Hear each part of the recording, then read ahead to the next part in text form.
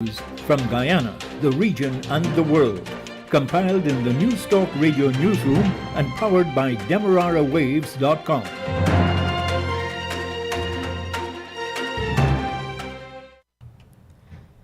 A very good day to you. I am Deanna Jordan with your news at this time. To begin the news, here's a look at the lead stories. A multi-million-dollar loan facility is being made available to assist CARICOM countries to increase food production. A man who allegedly unleashed domestic violence on a woman has been arrested with weapons. In the region, a well-known Antiguan teacher died at his school. For the international news, we'll bring to you the latest bulletin coming from the BBC World Service. The details of these and other stories will be coming up right here in just a moment. News Talk Radio Guyana is the station for you, bringing you news updates every hour, major news 3 times a day, edutainment on a higher level, shows like Beat the Clock, Brunch on the Coast, The Afternoon Jam, Youth's Perspective. It's a station that goes wherever you go, streaming online at www.bit.ly/newstalk1031. It's News Talk Radio Guyana, 103.1 FM. And now the news in detail. Increasing agriculture output and reducing the 15-nation Caribbean communities' CARICOM food import bill have received a financing boost with the availability of credit facility at Republic Bank.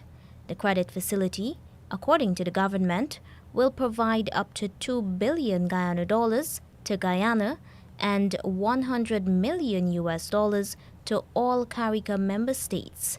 They will have up to 5 years to repay at interest rates as low as 2.5%. In a statement issued late Tuesday night, the Guyana government said President Irfan Ali reported to fellow CARICOM leaders at their midterm summit in Belize that concrete progress has been made in getting cash to invest in agriculture. Under the arrangement, Republic Bank will lend money to the CARICOM Sustainability Agriculture Credit Facility. The government says this is a special facility designed for agriculture activities, including, but not limited to, development of priority crops, capital equipment for farming, feeder roads to provide access to arable lands, bulk storage for crops, processing plants, and shade house farming. President Ali, who is responsible for agriculture in the quasi-CARICOM cabinet, told fellow leaders that the aim is to increase food production between 25% and 700% in order to significantly reduce food imports by 2025. He, however, said that could be possible only if each member state increases its spending on agriculture from 2.1% to 5% by 2025. The government said Guyana is committed to spend 10% of the national budget on agriculture by 2025. Leader of the People's National Congress Reform, PNCR, Aubrey Norton, says that his party has no ties to Chinese businessman Su Zhirong. There is no evidence that the People's National Congress Reform is close to Mr. Su. I don't doubt there might be individuals who are in the party or were in the party that are close to Mr. Su. But the party as an institution, as far as I know, absolutely no relationship with Mr. Su. And surely, since I've been here, the first time I really heard of Mr. Su is with the Vibes media disclosure. His denial comes in wake of claims by Government Minister Charles Ramson that Mr. Su has links to the PNCR as well. Vice President Bart Jagdeo has denied taking bribes from Chinese infrastructure companies, with Mr. Su serving as a middleman. Mr. Su has also publicly denied engaging in such solicitation. A 39-year-old man who is accused of domestic violence was early this morning arrested, allegedly with several weapons in his possession. Police say he had a handgun in his waist and a cutlass and small axe in his hands. He is hospitalized with a fractured skull. Police say he sustained injuries while violently threatening the woman and attempting to enter her premises by breaking windows. The woman from Buxton, East Coast Demerara, made the report at about 12:30 Wednesday morning.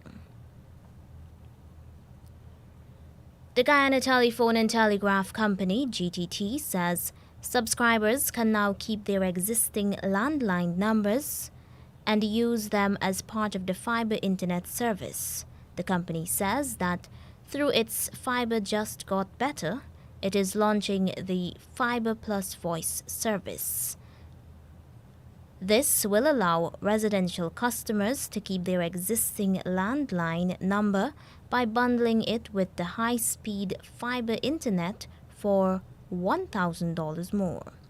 Currently, a landline customer pays a telephone rental at $750 plus charges for all calls. GTT's Chief Operating Officer, Ashwar Takudin, says the addition of Fiber Plus Voice to GTT fiber plans directly allows customers the option to keep their number while upgrading their copper technology to the more reliable fiber solution. The Guyana Elections Commission yesterday appointed a new legal officer. He is Attorney at Law Mr. Kurt Anthony De Silva. He is currently serving the President and judges of the Caribbean Court of Justice as a judicial counsel. Mr. De Silva holds a Master of Laws degree in Public Law from the University of the West Indies. Shortly after being called to the bar in Guyana in 2017, he served the Chief Justice and other judges of the High Court as a judicial research assistant.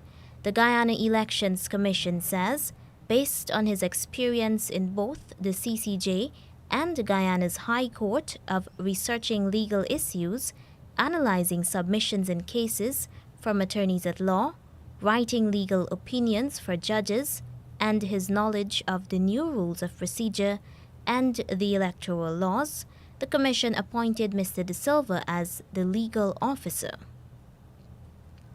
And now in news in the region. First, in the Bahamas, authorities are cracking down on the tampering and forging of vaccination cards. Health Minister Mr. Michael Darville says a complaint has been made to police. He says a number of printers are under suspicion. We want all print companies who are producing cards, and if they are involved in this kind of activity, to stop immediately, because it was referred to the Royal Bahamas Police Force. It's a large amount, but what we have to do is we have to nip it in the bud right away, because a lot of people who may be doing it may not realize it's against the law to manipulate a card from a foreign jurisdiction and put the Commonwealth of the Bahamas seal on the card. The Bahamas' Health Minister, Dr. Michael Darville. The 15-nation Caribbean community has created another portfolio in its quasi-cabinet. It is called Industrial Production. Star News reports that Suriname has been given responsibility for this new area. The decision was taken at the CARICOM Summit, which wraps up today in Belize. Suriname is already responsible for gender, sport, culture, and youth in the CARICOM cabinet. In the regional summit, there was extensive discussion about the further creation of a single market and economy and the contribution of the various economic sectors, such as the agricultural sector and tourism. Due to the importance of strengthening production in CARICOM, partly in light of the recent international political and medical challenges, it is proposed to add a policy area, industrial production, to the existing policy areas. Suriname has been nominated to take on this responsibility and to further guide the sub-region on this path by collecting data, analysis and policy proposals to increase industrial production. In the coming weeks, the President of Suriname, Chandrika Prasad Santokhi, will contact his colleagues as well as representatives of international and regional organizations and regional and national businesses to formulate an action plan. This plan will be presented in July during the regular meeting of CARICOM heads of government in Paramaribo. And now in Antigua, a well-known educator has been found dead at his school. Details from ABS Radio. There is shock across the education fraternity after principal of Temple Academy, Dinson Parker, was found dead in his office. The 71-year-old was reportedly found dead in his chair at the school in Grace Farm. Police are carrying out investigations. It is understood Parker reported feeling unwell. A post-mortem will determine the cause of death. Classes were suspended as the school reels from the sudden tragedy. Director of Education Claire Brown has been saddened by the loss of the veteran educator. He says the Education Ministry is examining ways of assisting the school in the short term. The private primary school has a student population of 40. That report from ABS Radio. And now for the international news, here's the latest bulletin coming from the BBC World Service. This is Julie Candler with the BBC News. The UN says nearly 900,000 people have left Ukraine since Russia launched its invasion last Thursday. More than half have gone to Poland, while 100,000 have headed westwards to Hungary. Kasia Madeira is on the Polish side of the border with Ukraine. Poland is taking in some of the highest numbers of those people who are fleeing Ukraine, and this is a scene that repeats itself time and time again. Every place that we go to which receives the refugees who are leaving is like this, busy with people just wandering around and often bemused, often confused as to what is happening, but all of them have the promise from Polish authorities that they will be looked after and they are now safe.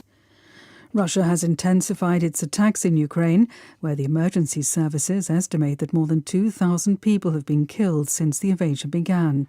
There's been sustained shelling in the southern port of Mariupol, where the deputy mayor told the BBC that hundreds of people were feared dead in a riverside district. James Waterhouse reports. The invasion, which isn't stopping. Overnight, the shelling in Ukraine's second largest city, Kharkiv, became more intense.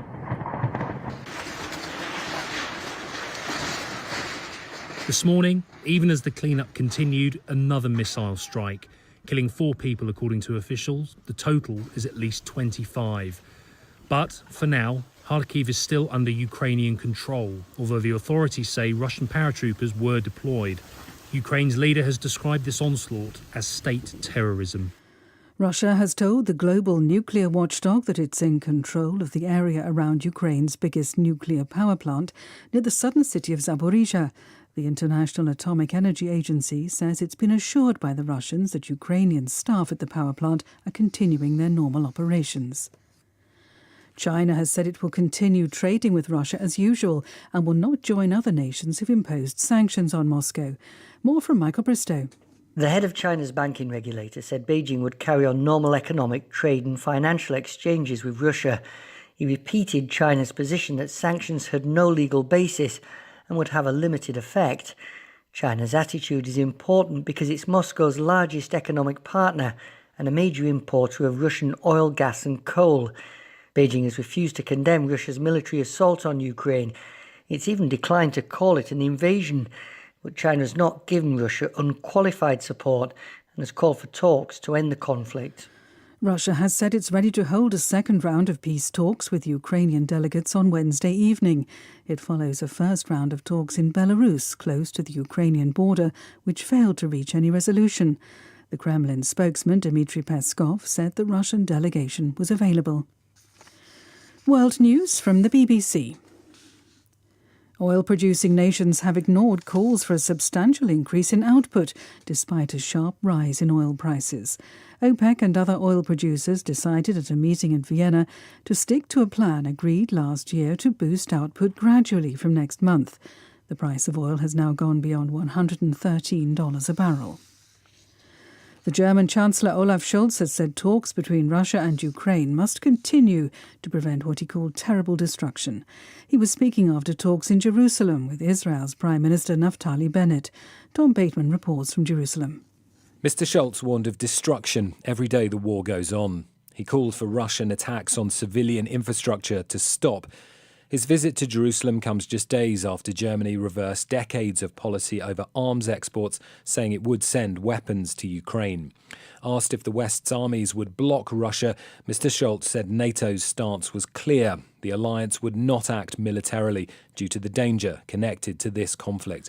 Athletes from Russia and Belarus will be allowed to compete in the Paralympic Winter Games, which begin in Beijing on Friday, but they will have to participate as neutrals, competing under the Paralympic flag. The International Paralympic Committee said they would not be included in the medal table. Almost 500 migrants have managed to enter the Spanish North African enclave of Melilla after more than 2,000 people tried to jump the fence at the border with Morocco. The Spanish authorities say it was the largest attempt on record. Officials said the migrants used hooks to help them climb. In the northern Nigerian city of Kano, hundreds of relatives of detained foreign exchange traders have held a protest calling for their release. Nearly a year ago, around 40 men were arrested by the authorities on suspicion that they were involved in the transfer of money to Islamist militant groups. BBC News. And now to end the news, here is a recap of the leads. A multi-million-dollar loan facility is being made available to assist CARICOM countries to increase food production. A man who allegedly unleashed domestic violence on a woman has been arrested with weapons. And in regional news, a well-known Antiguan teacher died at his school. And that's the news to the moment.